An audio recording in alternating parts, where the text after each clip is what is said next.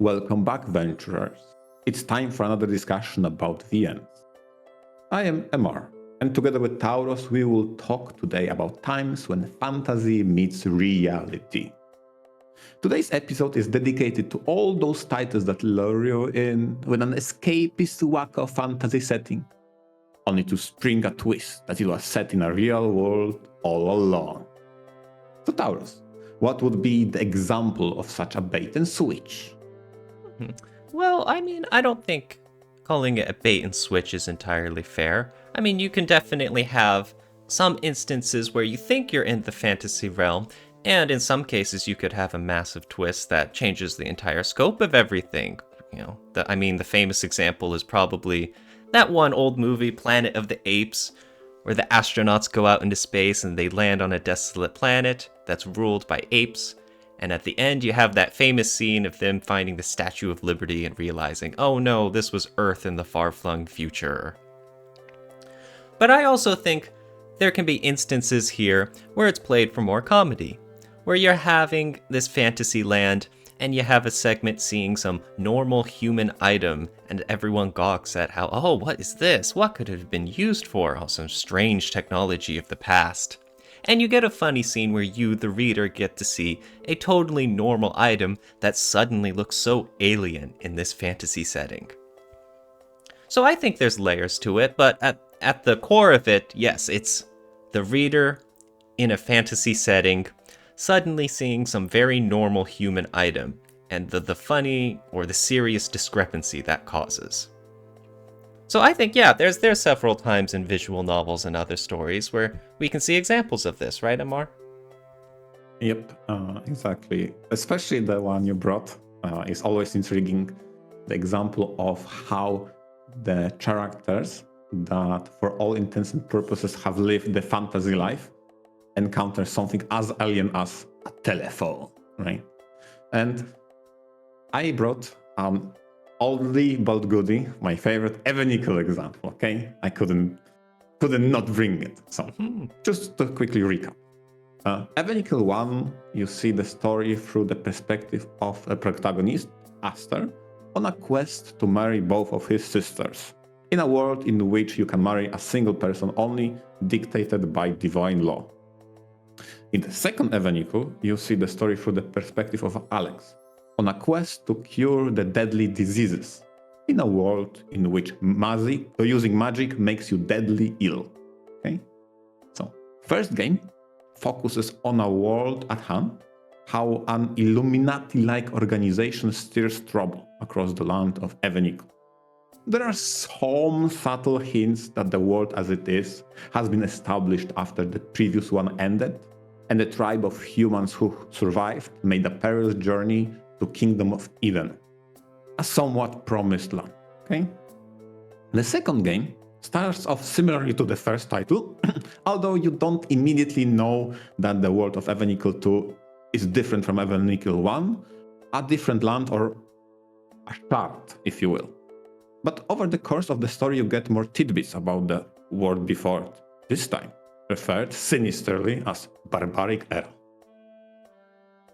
I tried to be very vague when describing all the obvious plot progression or any twists, but basically whenever the game refers to Barbaric Era, it depicts an ancient civilization, the origin of the current world, something that happened long time ago.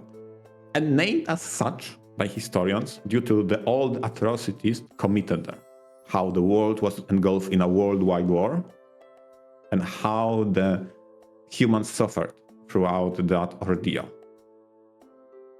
In one of the panels, when describing that world before, it showcases a world map which is completely different from the established Evenical 2, and it looks so strikingly similar to the real world. You have this entire Pangaea European Asian continent. You had all the continents as it's in the real world, and it's never referred to as the Earth as we know it. But over the course of you spelunking some ancient ruins and maybe some pyramids, you get to know a lot of details that lend you to believe, wait a moment, what if it actually is real world? And that was so intriguing to read through. Yeah, when you first mentioned the difference between Evanical 1 and 2, that I was wondering, like, are these two different worlds? Like, is it a direct sequel that takes place in the same land and stuff, or is this, a different setting and only a sequel in name only? Because you mentioned in the second one that apparently it hurts you to use magic. But was this never an issue in the first game? Yes, exactly. Oh, it was? No, it wasn't the issue. So I guess there's also that layer of the reader wondering, hey, what the heck happened in the meantime to, I guess, poison magic so much, right? Yes, exactly. That's the number one thing. You, as a person who starts Evanical 2, having read Evanical 1, what the hell is this new thing? That wasn't the case before. What happened? And then plus there's... with with all of that gaps in the time between the first and the second, apparently, where stuff happened, it also throws into disarray any preconceived notions you had about the past as well. Because every time they talk about this barbaric era, you're like, wait, how much of this lines up with what I was told from the first game? Is it different? Can I expect the same? Am I in for a twist here or something? Yep, exactly. So it's exactly as you say. Part of the fun in Evanical 2 and part of the question presented to the reader, especially the one that read the first title, is what happened and how are those two connected? Then, on top of that is how are the pasts connected between those two? And that was really funny when you showed the map. They show a world map, based off the screenshot that you have running in the background here. And you can pretty clearly tell it's stylized after like a crude drawing of our current world map. You can see North and South America. You can see Africa, Europe and Asia together, all of the continents, even several of the islands. And you're like, okay, wait a second, that's specifically us. And they're acting like, okay, here's what the historians have pieced together as what the previous world could have looked like. Yep, exactly. Then you even run in your head, wait, if that's true and that before the shattering, before the land broke off and reshaped itself, that's how it looked. Where does it put Evanical 2 on that land before? You may have some theories, you may think where maybe this is so changed you cannot really equate the land before to the land current because it has been reshaped, but maybe some ruins have been preserved, as such was the case with the pyramid. You mentioned the pyramids. Like, do you actually get to see like some of the big pyramids? Is there ever any explanation for them? Now, I don't want to go too deep into whether or not there was an explanation and if it was or not to what degree, but you get to see it and you get to explore the insights of it. That's funny. Yeah, so it's like, that is eerily similar, and you need to go and seek the container unit for some sort of key item that you're looking for. And it just so happens that is what was this called?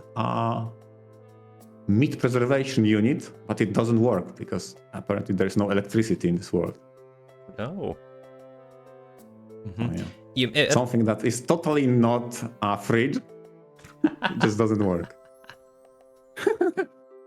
The screenshots also mention some of the relics of the past, and I was about to ask you. So they find stuff like a refrigerator, but because maybe the lack of electricity, even though you're in this magic fantastical setting, they can't find a use for it? Yeah, it's like the metallic container with meat inside that is spoiled. Yeah, exactly. Like, how do you make it work? I can't fuel it with magic. It doesn't work. Oh. Now see, if you just had one person who was able to, like, get isekai'd into this time period with the knowledge, oh, they'd be a powerhouse. They'd be like they're definitely. it'd be a futuristic artifactor. Exactly. Oh my god. But that's all part of the fun. And of course, with Nickel 2, well, I don't want to ask you how much of the main plot it consists of, but it leaves a lot of these for you to laugh about in the background if you catch these little jokes and references, right? Exactly. I was laughing so hard. Yeah. Every single time they run into something that is apparently useless garbage to them, I'm like, oh no, that would be so groundbreaking if you knew how to use that. It makes you wonder how much we're doing that today. Who knows if we're the successors to, like, some great mages fighting worldwide wars, and we just find, like, a stick, and it's like, no, it's a mage's staff, and you just don't know how to funnel magic through it. Yeah. Prepare those fantasy for when the Holy Grail War starts, okay? Holy Grail. Heck yeah, let's go. It's not just a sword, it fires laser beams. Exactly. Oh my god. Yep. But how much of this whole aspect of humanity in the past affects Nickel 1? Like I mentioned, when it comes to Nickel 1, the focus with the story at hand and land at hand is mostly through the journey after the world end has occurred, what that time period looked like. Right? Whereas Nickel 2 looks even deeper beyond in the past.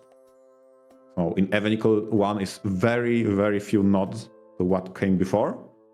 And what come before refers to post-world shattering. But before Nickel, but post the shattering. So you don't get to explore that as apparent possible real world. Okay. Do you like how this aspect was handled more in Nickel 1 or 2? I think it is different. Definitely different vibe, because from perspective of having read both, now you have puzzle pieces that you need to fit together to create one whole picture. Whether or not some of the pieces fit together, it's up to you to uncover, right? When it comes to comparison, it definitely from the first title, I liked how it works in parallel. Your journey, as in your quest that you set out to, is the reverse of how the humans who survived the Ragnarok did. Because you start in the Holy Land, the one that they set in, and you explore the world in the reverse to the story being told of how they did it. So that tied it thematically to the story of the past. Whereas in the Nickel 2, it is more about how did the world look like when the problem with using skills and magic didn't exist. The land wasn't cursed with diseases. Mm-hmm. So it's a different theme exploration, right? I personally, if I were to grade it, I liked first one better because how they made it a tale. So over the course of Nickel 1, you had a tale of brave humans who survived the catastrophe, as told by a storyteller in that title. And that was probably one of my favorite way of selling the lore of the world gone by. Celebrating the lore. That's a good way to put it. Yeah. Exactly. Because in a sense that when you have the comparisons of the old and the new, it's never really intended to put down one or the other, is it? Yeah, true. Yeah, exactly. Mm-hmm. So I think I like that. That's pretty neat. You've mentioned before that VNture has, emphasis on the story and the characters and the themes involved, right? Mm-hmm. Yeah, exactly. They support, in both, to be honest, in the first and the second, it supports that you compare the events of the current events to what was the troubles in the past, in the journey and or in history. Mm-hmm. Oh, very interesting. Yeah. That's my first example. What did you bring? Mm-hmm, mm-hmm. Okay, I don't think I'm going to wind up being as profound as you. Following up VNture with MR's discussions about it is a tall task. But there is one that came to mind if we go talking about Fate Grand Order, baby. That's right, the gacha game. Woohoo, let's go. Specifically, it's about one of the later chapters, Sin, which is an abbreviation for Synchronized Intellect Nation. To make a long story short of what's going on with Fate Grand Order, the main characters are trying to resolve lost belts. Basically, at some point in human history, events played out differently than how they typically went as according to, proper human history. And because of this significant ripple effect, the future played out much differently, and to now, where we are thousands of years later, we're seeing the effects in this sort of alternate universe, you could say.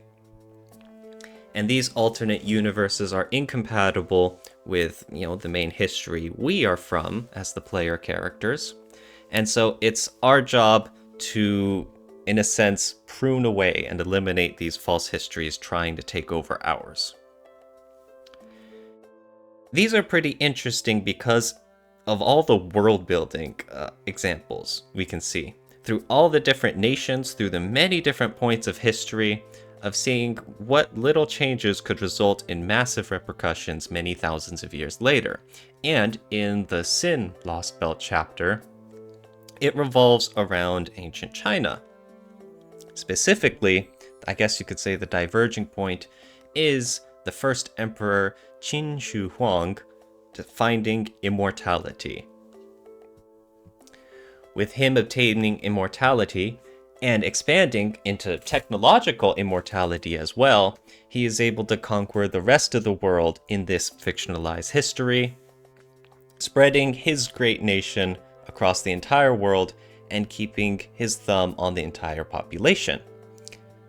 He leads China into a nation devoted to him, where the common people are still essentially living in the Bronze Age, simply farming, living very simple lives, and dedicating all manner of culture, resources to Qin Shi Huang himself. The main characters get dropped into this new Lost Belt, you could say, and they realize that the Emperor here is the core of it, and they need to eliminate him to resolve this Lost Belt as well. As I mentioned, the world building is really incredible for a lot of these Lost Belts, including this one. And so one of the biggest problems is how omniscient he is, and how technologically advanced in some ways, but how technologically inefficient he is as well. Because when the entire world is basically just meant to suit himself, efficiency isn't really a problem. You don't need commoners to be able to figure out additional means of communicating with themselves. You don't need to worry about any size limitations when you have the entire cities at your disposal. And so it's very interesting seeing all of these contrasts in power between some of the characters involved, and in some of the aspects they just haven't ever needed to elaborate on. And so, getting to the point of this topic, when they are trying to launch an assault on the Emperor himself, and his technological mainframe spreading across the realm, they realize, all of the many ways he's inefficient, including using vacuum tubes the whole time. And they realize this guy probably has no cybersecurity. simply because there is no one else out there in the world to oppose him on that threat. Why would you have cybersecurity if there is literally no one to oppose you? There isn't even any technology outside of your sphere who could even think to be used against you. And so what do the main characters do as part of their plan? They bust out a smartphone and hack into his system. This is, the whole Fate Grand Order story and gameplay aspects have always basically been about combat and just beating up the other peoples. All of their enemies, all of the strategies involved in the maneuvering and the politicking and the character relationships. And so it's so funny to go into these essentially fantasy lands of alternate history, and honestly, like maybe the only time I can think of in the entire game so far is to just bust out their own quote-unquote weapon of a smartphone to tackle their issues. Like, we will defeat you so through hilarious. Technological espionage. Oh my god, you get Exactly. You get slammed on Instagram. That's our weapon, okay? Okay, so let me get this straight. Okay, so I need to understand. So this is a story that utilizes the butterfly effect of how one small change can have drastic, devastating consequences in the future when it comes to alternative reality history, something like that. Yes. It diverged, as you say, from someone taking all the power to himself, and the world has been depicted in a way in how inefficiently and technologically less advanced they became, because there was no need to advance as much as it would be otherwise needed. Correct. And it's actually really hilarious. I'll bring it slightly to the Evenical. How similarly one, I think, is tackled. In Evenical 1, there was no need to have a criminal code because you couldn't commit transgressions against the divine code. And similarly, in your title, in Fate Grand Order Sin, who needs cybersecurity if no one can oppose the absolute ruler, right? So it's so hilarious, yeah? I always appreciated that kind of attention to detail in lore and world they want to sell you. It's very funny because, like you were mentioning with the Evenical comparisons, in the realm of Fate, it's always about trying to boost your magical powers and bringing in additional servants who can help you in their unique ways and your combat capabilities. They're very typical ways of trying to defeat the villains and accomplish your goals and whatnot. And so again, it's so funny to just see some normal everyday item like a smartphone and to take such a, I suppose you could say, boring solution. Such an everyday method of trying to take down a baddie. Oh my god, that's so hilarious. Exactly. It goes so far against all of the fantasy magical aspects to take such an everyday solution that you would see in like the 21st century. And to drag that into this alternate reality realm where this poor guy has like never even seen any of this tech, and he's very frustrated at how small we make the stuff when he's got whole rooms full of vacuum tubes.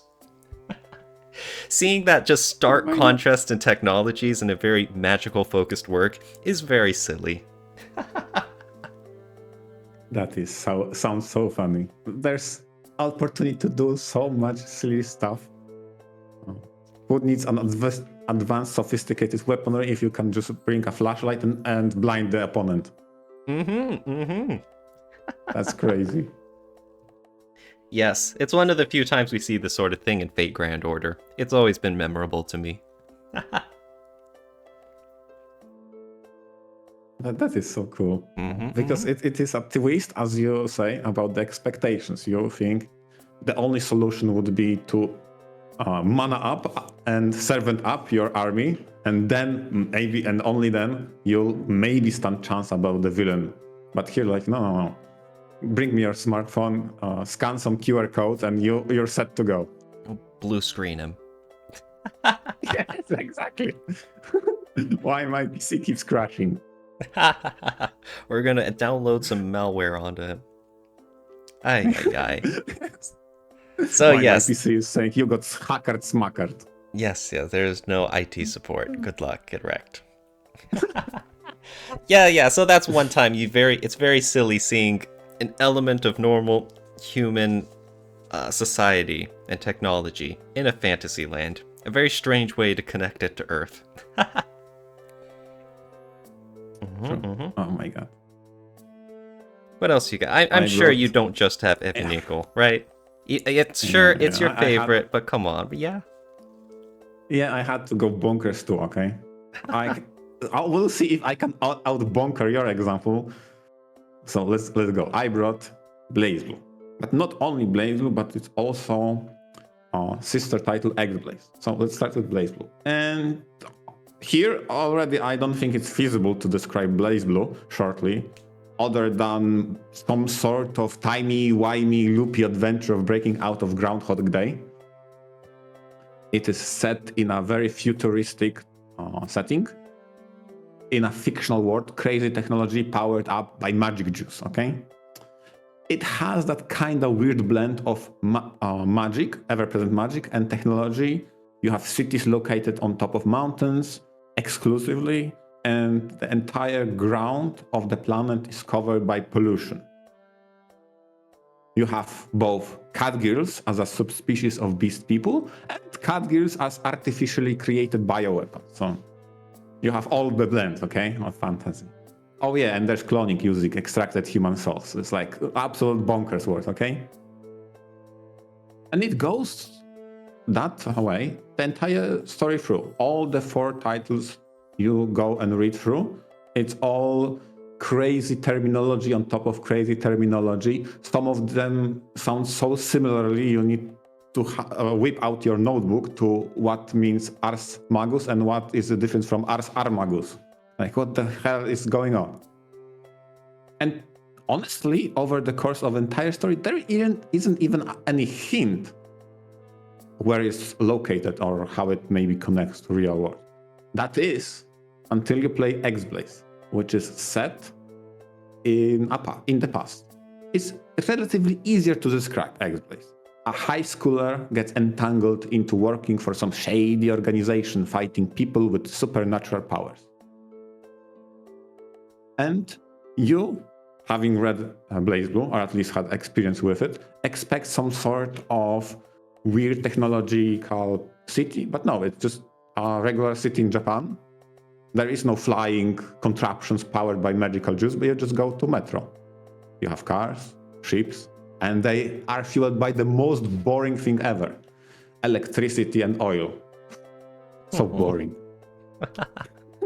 And you even go and see the story through the perspective of a high schooler going to school, and you learn Japanese, history, math. There is no mention of some sort of crazy weapons that steal souls or Ars Armagus and who knows what. Goodness. And it's such an interesting tonal clash that you went back. You are at the origin of that world. And by the end, you see how it connects, how there is someone working and trying to orchestrate a computer that could compute timelines. And this is how the 2 games change or connect them, how that kind of invention will change the world. And some of the, how can I say, peculiar connections can be even seen in characters. In BlazBlue, we learn there is a lineage of emperors that govern the hierarchical cities. The clan of Amonohokasaka. It's the clan of supposedly superpowered shrine maidens that took the mantle of emperors. Okay, but in this title, in XBlaze, you meet Mei Amonohokasaka, and she's basically a gamer girl. Okay, that's all she does. It's video games. What the fuck? Hey, good for her. Yeah. He has that Chunibyo vibe. Like, yeah, makes sense, okay? Oh my god. It was so weird to readjust myself. And still in the back of my head, am I really reading a BlazBlue story? How is that related? How are I going to high school, learn just basic stuff and eat onigiri? How is that BlazBlue? That is so not BlazBlue. Right.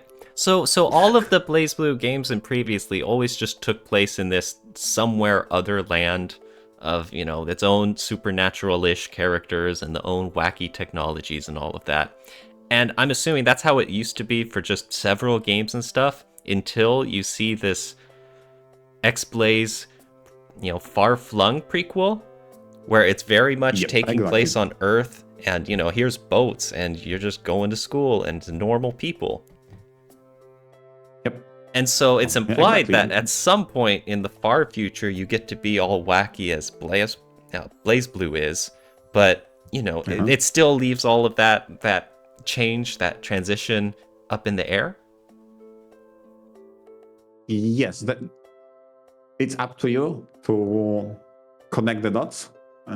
Whether or not it will fully be explained in X-Blaze, it's still somewhat murky. It has some unexplained things, and there is a period in between those two titles that hasn't been covered by a game. But it showcases that X-Blaze is, we're in modern Japan, and in BlazBlue there is a land of Ikaruga, and there isn't countries or governance system, but rather it's a police state that's called Nover Other Librarium. What are those terms? You don't know. What the hell? There isn't a Japan in BlazBlue or anything, but in X-Blaze, you're in Japan now. What? Now you're in Japan. Now he has all the normal country names and stuff. Yeah. And exactly normal country names. Yeah. Yeah. Ah, weird. Who knows? Apparently, this is going to be our future in thousands of years or something. Yeah. Please be careful when inventing computers, okay? Yeah. There are scary consequences and apparent magic, okay? I don't know how. And magic. It'll happen. We'll get those weird cat girls too. The genetic ones and the weapons of mass destruction ones. Exactly. Beware. Beware. Be careful what you wish for. Know the difference, okay? Know the difference. Very cool. But yes, thank you very much, Amar. That was pretty cool. I had to, okay? I had to bring something equally bonkers as your example, okay? Oh boy. But that'll be a good spot to wrap it up for today. So thank you everyone for listening as we got to check out a few VNs and some gameplay aspects of VNs that revolved around the whole reality and fantasy blend. So that was a pretty interesting topic to examine. It's one of those things that you see a few times but never think any harder about it. Yeah. And I want to thanks to all our listeners. And remember, even if you live in the fantasy, there might be reality behind it, okay? Venture out. Venture out.